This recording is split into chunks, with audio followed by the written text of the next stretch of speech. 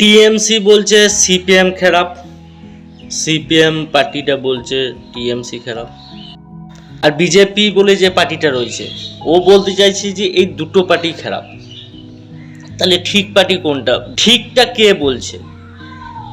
দিনের দিন চালের জিনিসপত্রের যা দাম বেড়ে যাচ্ছে, তাতে মনে হয় না আমাদের মতো মধ্যবিত্ত ছেলেদের বা ফ্যামিলিদের আর 5-7 বছর বা 10 বছর পরে কি হতে চলেছে। যেমন পেট্রোলের দাম দিনকে দিন বেড়েই চলেছে, গ্যাসের দাম বেড়ে চলেছে, গ্যাস তো পাওয়াই যাচ্ছে না আর পেট্রোলের দাম বেড়ে যাচ্ছে।